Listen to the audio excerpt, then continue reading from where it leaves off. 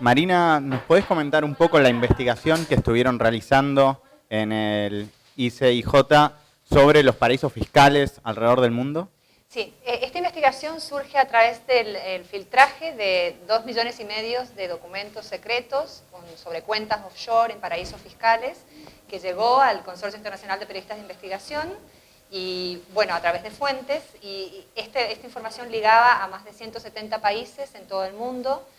más de 100.000 empresas offshore que antes eran secretas, y que esta información por primera vez revelaba quiénes eran los verdaderos dueños detrás de estas empresas fantasmas, como suelen ser en muchos casos. Y lo que nosotros hicimos fue, en lugar de tratar de entenderlo todos nosotros mismos, nos dimos cuenta que lo que se necesitaba era una mirada local sobre este tema que era global. Entonces, cuando finalmente pudimos leer esta complicada y compleja data,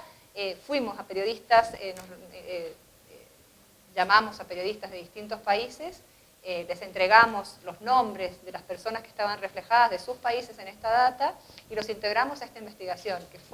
es considerada por algunos críticos como la colaboración periodística más grande de la historia del periodismo, porque nunca antes tantos periodistas habían trabajado juntos por tanto tiempo y publicado todos juntos, respetando embargos, respetando criterios, siguiendo todos líneas editoriales similares en algunos casos y también independientes, porque cada periodista tenía su realidad local a la que tenía que responder.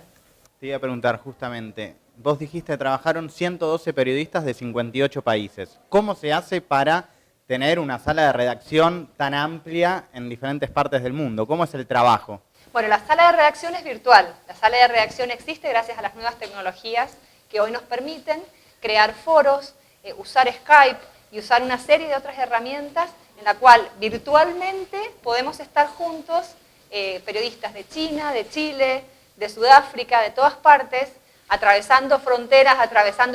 lingüísticas, de estándares periodísticos, culturales. No es fácil, no es algo que se puede hacer todos los días, no es algo que hicimos sin dificultades, pero es algo que absolutamente vale la pena intentar porque los resultados son increíblemente reveladores.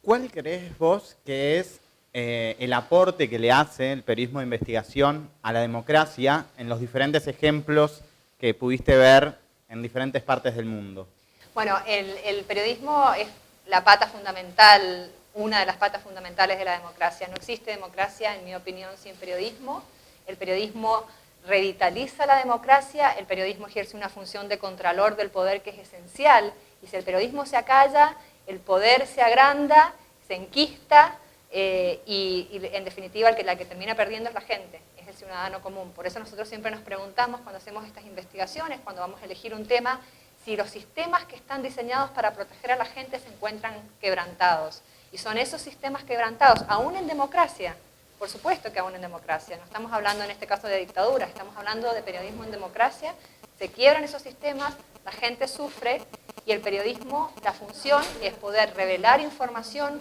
con rigor, con precisión, para que luego los encargados de las políticas públicas puedan, en cierto modo, estar forzados a hacer los cambios. Nuestra investigación sobre los paraísos fiscales mostró cómo políticos en Filipinas, en Mongolia, en Francia y en India y en una cantidad de otros países, básicamente estaban usando una economía paralela, una economía secreta, para beneficiarse personalmente, para lucrar en forma personal.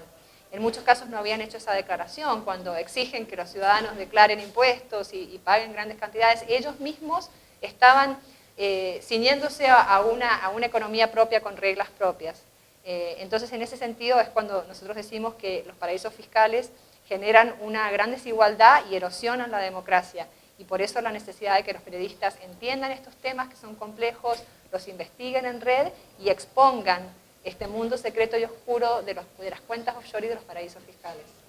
Y la última, te hago, ¿cuál es tu balance de haber realizado investigaciones con grandes bases de datos? Ese es mi balance, es agotador.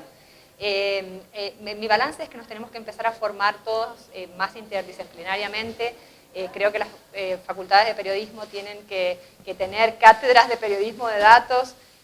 no porque todos tengamos que salir de la universidad siendo programadores, eso sería completamente irreal, pero sí tenemos que tener conocimientos básicos de cómo se manejan las bases de datos, de cómo se hace que una base de datos le hable a otra base de datos para encontrar las conexiones y en definitiva también aprender a trabajar y a sentirnos cómodos con programadores, con hackers, como les llaman ahora, que son los equipos del futuro, son los equipos que están haciendo todas estas grandes investigaciones que vemos en el New York Times cuando investiga a Walmart y el problema de las coimas en México, lo vemos en Wikileaks, lo vemos ahora con los cables de la NSA, siempre es periodistas de datos, editores, interdisciplinariamente y colaborativamente trabajando en red para publicar con impacto global.